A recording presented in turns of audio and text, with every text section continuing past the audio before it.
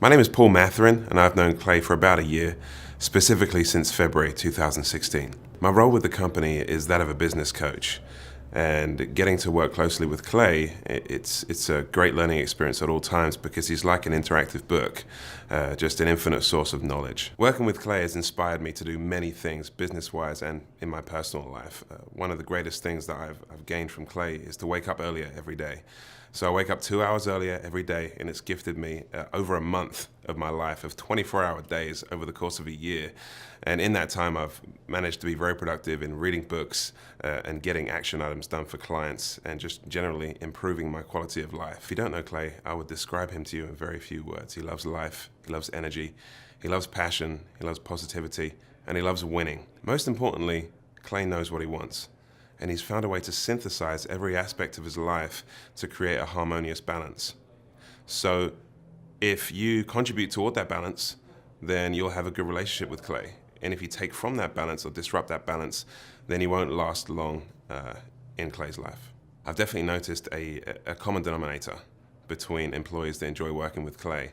And they're often diligent, they're hardworking, they dress sharp, they have great personalities, and Clay enjoys being around every single one of them. Clay has a desire to see people win.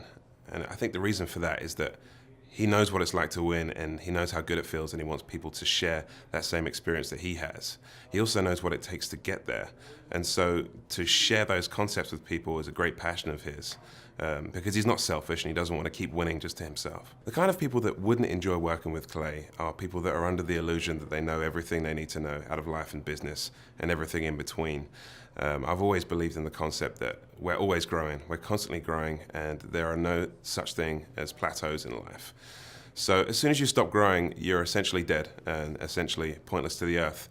And so Clay understands that, and everybody that works for Clay also understands that.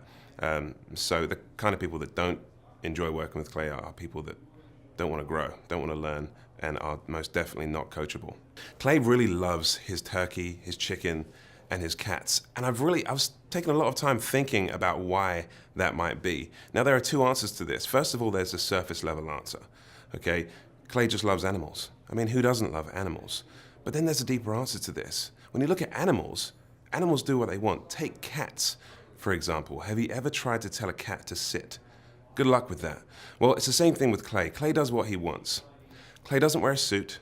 Clay wears a hoodie, he wears jeans, and he wears Adidas sneakers to work because he can. He's earned the right to do so. Just like a cat won't come and sit on your lap if you tell it to do so, you cannot tell Clay to wear a suit. And so he has something in common with these animals.